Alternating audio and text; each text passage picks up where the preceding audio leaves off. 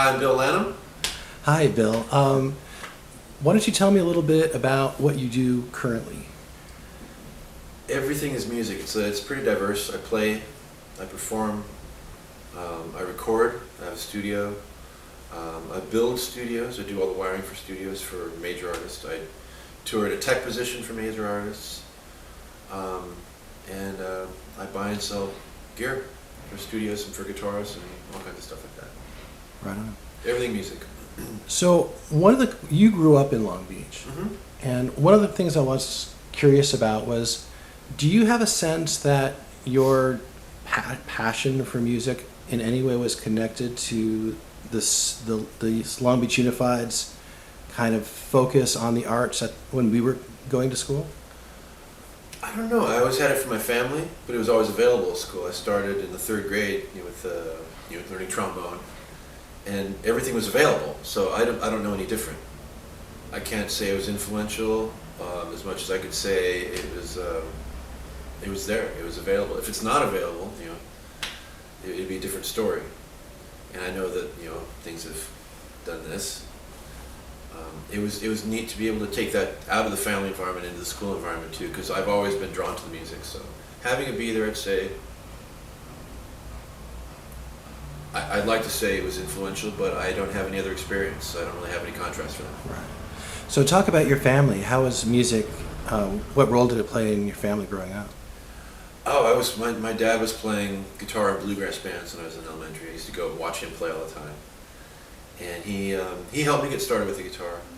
Started playing uke with my family in kindergarten. My grandfather traveled the world several times. He was an artist, and he made whistles out of clay, and then we'd carve them out of bamboo. And so he taught me how to make whistles, and we'd fire them and turn them. They looked like fish or fruit or whatever, and you'd tune them. And so I was making instruments at a young age and playing them at a young age. And my mom was also, she was, violin and piano. They were always doing something. So I was always around, singing and playing with my family all the time. That sounds wonderful. Yeah. So when did you start thinking about music as something to do outside the home? When did you start thinking about putting a band together, or playing with other people in a different context? Again, it wasn't a process like that at all. It just happened. It wasn't a conscious decision. Hey, I'm going to have a band now. It just kind of fell together. When you're hanging out with people that have the same interest as you, things just naturally develop. I wanted to, as soon as I knew what a band was, I wanted to put one together.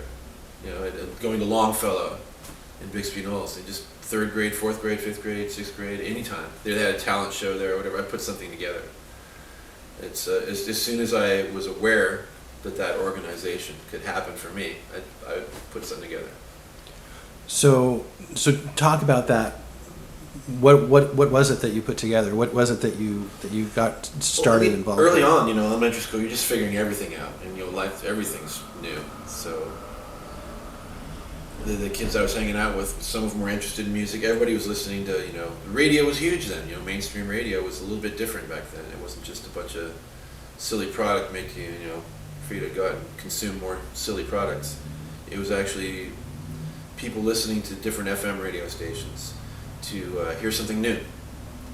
People were interested in new stuff, not the same stuff. They weren't that programmed. They were still being, told to buy shit, but they weren't as programmed as they were now. So everybody who was interested in it, out of those people, maybe 10 to 20% had a gift for performing or for singing.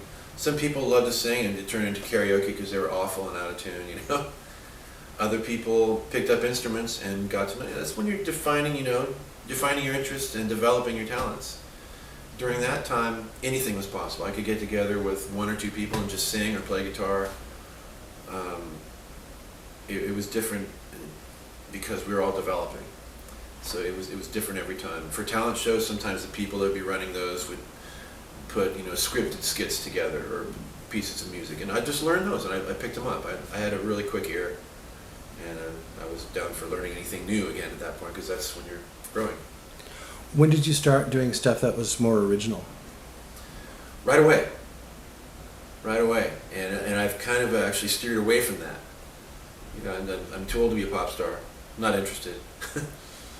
I don't there are so many people that do cover music and do shows where they tribute shows and all these things, and I'm like, and so many of them, almost all of them are really lame, and they half-ass it, and it sounds like them, or it sounds like Steve Lukather or Eddie Van Halen trying to play Jimmy Page. Look at what I can do, but it's not authentic.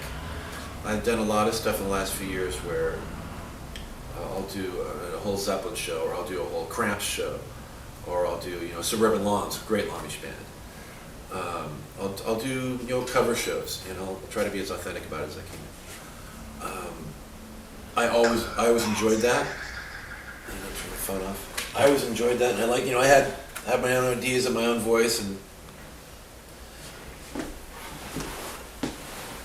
I thought, hey, maybe I can do this for professionally. Maybe I can do this for a living, and it didn't turn into that. I wound up doing other things for a living and having a fine time doing that.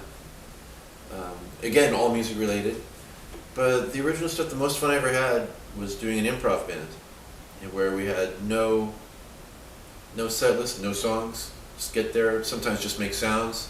Sometimes, you know what that's like? Yes. So tell me about that band. What was the name of the band? That was a Band of Flesh. Band of Flesh. And who else was in it with you? This guy, Marty Resch, and we'd have a couple different drummers different times. So it'd be bass, guitar, and drums, and it would sound like anything but that. We'd have a bunch, racks full of stuff, and just get crazy ambient, and then go into like a Jeff Beck song or something, and we just, if somebody jammed on one idea for too long, like more than 3 minutes, it's not a fucking Fish show, okay? That just gets stupid and retarded. So someone would have to come up with a new motif, and then we go somewhere else with it. That sounds like really a lot of fun. Yeah, it was a hell of a lot of fun. It was really good. Right on. So, talk a little bit about your. I'm sorry, I didn't complete the last thing I was saying. Okay, please go ahead. I was saying, I put shows together where I will do, the whole Suburban Lawns album. Right. Or we'll do, 2 hours of Led Zeppelin. Or we'll do, we did all Cramps songs one day, and we dressed up, had fun. Usually I don't do the dress up thing. I just like playing the music, and I want that to be pulled off as authentically as possible. I mean, the vocal style, the sounds of the instruments, the interaction between people, all of that to be true to the original people that made that music, and that's what I try to do most often now, and have a lot of fun with that. Right. A lot of people know you as a bass player, and I was thinking about this on the way over here, and I realized that's not really an accurate statement.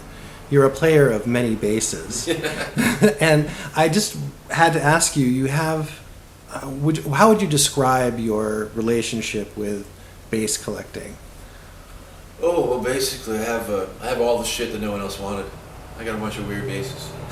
You have a lot of basses. Yeah, I'm up to 102 now. And I have a lot of collectible ones. They're all insured. And, it's an insured investment. They're appreciating better than any mutual fund or savings. Is that how you're approaching it? I mean, that's how I'm justifying it to people that doubt it. I like collecting them, and I like playing them. I like having them, and I love playing them, and I love the character, visually and sonically, of each one. Right. And it's fun. So, how did this begin? I naturally took an interest in the gear and how it worked.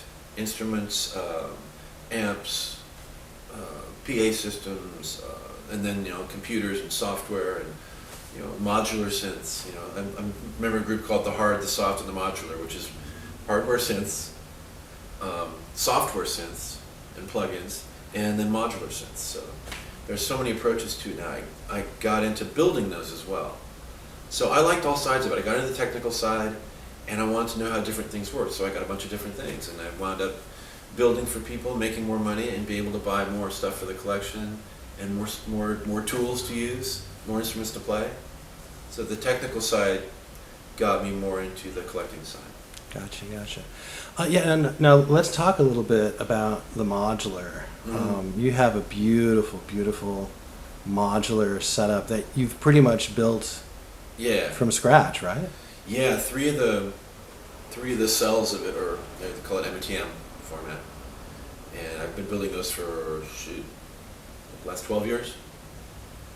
Where you get them from scratch, you get a design for a circuit from someone, you get the circuit board, you buy all the components from distributors to populate the circuit board, all the resistors, op amps, capacitors, all the little components.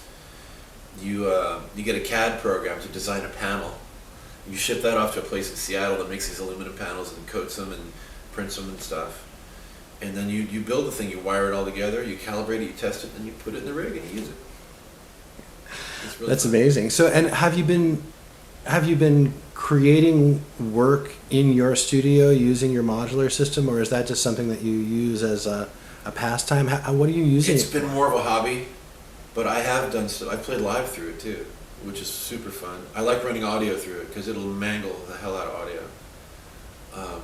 I use it for effects, for some recordings, and for ambient background, or for like hard rhythm lines. You can use it for pretty much anything. And there's a module that I have that takes, if you know what light pipe audio is, it takes basically 8 channels of light pipe, turns it into control voltage. So you can now sync up and tune and drive the oscillators, envelopes, all the modules in your analog system from your digital DAW in your computer. And they can talk to each other now. So you can sync up clock rates. It's crazy that everything is getting along with each other. It's really cool. That's amazing. And you were talking about working, building studios. Mm-hmm. You want to talk a little bit about how you got involved in that and what kind of work you've done in that regard? Yeah, again, a lot of the touring and the wiring came about from a friend of mine named Mark Mancina, who's a big-time film score guy now. Has been for the last 20 years. I played in a band with him in Newport Beach in the late 80s. And then he wound up playing with Trevor Rabin from Yes. And he got hooked up with Trevor Horn and Hans Zimmer. Started working, doing underscoring under them. He totally, just took a liking to me and said, "Hey, you got to play the music with these guys, and I need to upgrade my studio." I said, "Sure, I'll figure that out. I build my stuff." So I've had a couple of mentors with the wiring that helped me out with that. I started building stuff for him. I built keyboard rigs for Don Henley. Because he knew people there. Mark really hooked me up with a lot of people, and then I started getting reputation. It's all been reference work since then. I've never had to advertise or get a gig with a resume. Just people call me because I deliver and I can build stuff. I can build whatever they need. It's a lot of tedious work that I kind of zen in on and enjoy. Tames down the ADD a little bit. That is actually something I wanted to ask you about. I've seen some pictures of the wiring harnesses and the rigs that you've built. Yeah. And it's how do you keep all of that straight in your head? Well, it's all repetition, really. I mean, if you look at an analog mixing console, you're like, oh my God, there's 5,000 knobs. What do they all do? Well, these ones do this. These ones do the same thing. Oh, there's another set. It's just repetition, really. It's not. Yeah. If you go from the top to the bottom, that's the way the audio comes in. Here's how loud it is coming in. Here's how you tone shape it. Here's a section where you can send it to different places. Like you want to send it to different musicians, different effects, different outputs. And here's the overall level. It's just, in, shape, send, out. And they're all like that. They're all like that. It's just repetition from left to right. Mm-hmm. So if you think of it in simple terms like inputs and outputs, there's only 2 things. It goes in, it comes out. Instead of thinking, oh God, that's a return, that's mono, that's an aux, that's a bus, that's a group, All that stuff is just nomenclature for in and out. And if you can break complex things, seemingly complex things down to their basic blocks, it's easy to understand. You also with your building and your wiring and all this stuff, and you also take these skills that you've developed on the road. You mentioned that. Yeah. Now that seems like a kind of a slightly different sort of gig. It is, because that's immediate, and you have if you're working on a show, during the performance, if something goes down, if some piece of gear fails, you have to have a workaround like right now. You have to be able to fix shit. You have to figure out an alternative like immediately. Something goes down before a show, you have to fix it before showtime. I mean, basically it's a roadie position. They call them, they used to call them roadies. They call them techs now, technicians. Anyone who's out on tour it's 80% social, getting along with your family because you're living with them more than you do with anyone at home. And that other 20% is doing your gig, and your gig is setting it up, tearing it down, fixing it when it breaks. And I've gotten good at that. So you want to share a little bit about some of the tours you've worked on? Well, the biggest, I started big. I got lucky. I didn't have to do any, bullshit van tours, warp tours, anything like that, where you don't sleep and you don't get paid and you got to buy water and bullshit like that. Sharing rooms with people. Never had to do that. In 1991, I got asked to work for Don Henley because I had built, a couple years previous, I wired up these big racks of keyboard modules because everything was keyboard modules and MIDI and everything everywhere. There's a lot of gear involved. And it was pretty complex to actually interconnect all that gear. That's what I did. So I built all the wiring. They asked me to go out as a keyboard tech because their keyboard tech was going out with Bruce Hornsby or something. And I'm like, what's a keyboard tech? They said, oh, and then they told me, set it up, tear it down, fix it when it breaks. Fuck, I can do that. And some programming stuff too on the fly, which I was into. And they said, we'll pay you fucking XXX per week. I'm like, shit, I'm making like a quarter of that at home. I'll go. I get to travel. Rad. So we were staying in 4-star hotels, playing multiple nights in major cities. Got to know that business, the touring business. And from there, I got asked to work with guys in Steely Dan, Boz Skaggs, Michael McDonald, a lot of older established artists. So it was very comfortable touring with a very good check and stable people, as opposed to a lot of people that get in and are underpaid, underappreciated, and undersupported. So I lucked out in that sense, but yeah, that's my path. And again, it's been all reference work since then. I've worked for Ted Nugent. That was horrible. But that's a tour run incorrectly. I'll tell you that much. But I worked for Korn, Ted Nugent, Tears for Fears. I'm still working with them. They're great. They're awesome.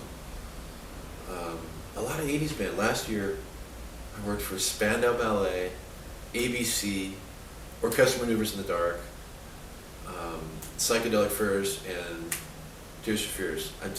Depeche Mode will get on the list sooner or later. That'll be cool.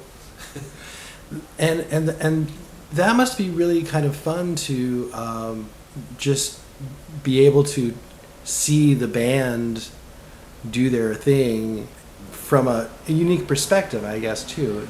Well, it's weird being on the tech side of it because it's not about the show anymore. I mean, it's not about the fun of going to a concert. It's about making sure the shit works. You're at work. Right. You're on duty. And there are a lot of people in that world, in the tech world, in the touring world, don't give a fuck who they work for. I mean, this guy's working for Clutch this week, and he's working for Bette Midler next week. Or he'll go out, with Cher for 3 months, and then he'll do, Meshuggah for 3 months. It doesn't matter to a lot of them. They don't care. There's not this, oh my God, I will die for my artist thing. They're not Japanese about it at all. There are a lot of people that just that's all they do, and they're out all the time. Me, I'm out maybe a third of the year. Usually summertime, something to do. Other than that, I make a living doing other things at home. But again, I play in a bunch of bands here, wire studios, do that kind of thing. So I think we should probably talk a little bit more about Spirit of Zeppelin. Okay. How did that come together? Tell me about the band. That came together from Frank Symes, who I met in '91 on the Henley tour. He was one of Don Henley's guitar players.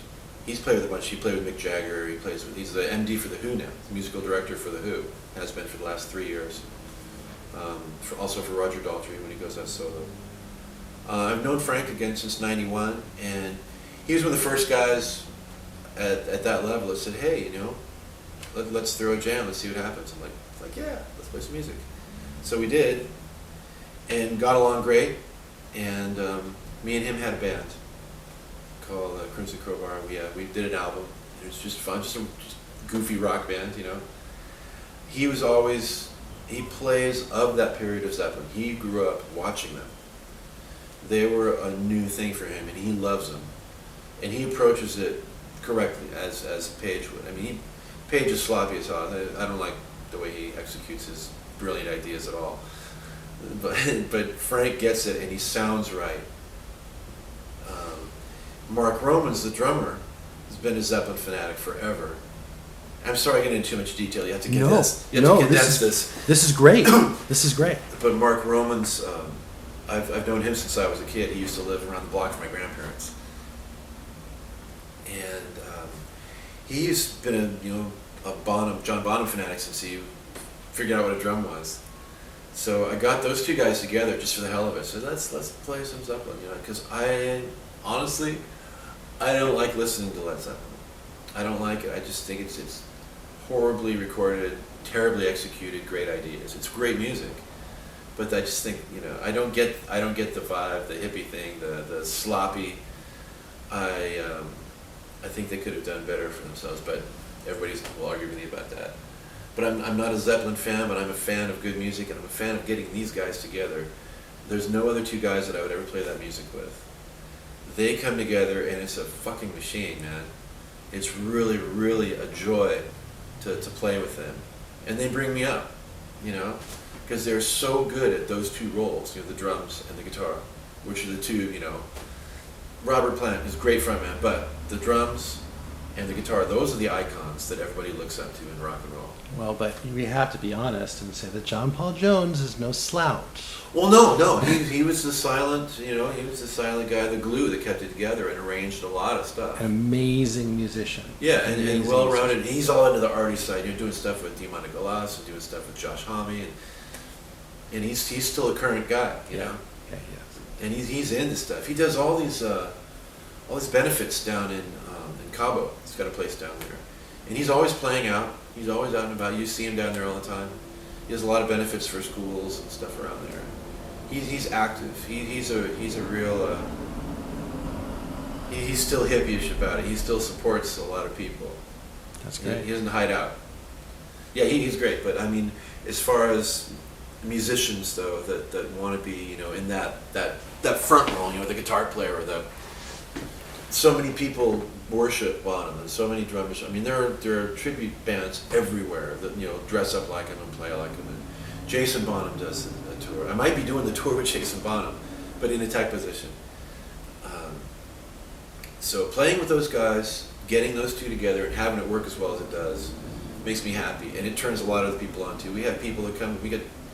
We fill clubs. The Gas Lamp will have 400 to 500 people in there, and I'll recognize faces, but not know who they are. It's like we have fans that I don't know, and that's pretty much. I mean, I like my small pond. It's cool.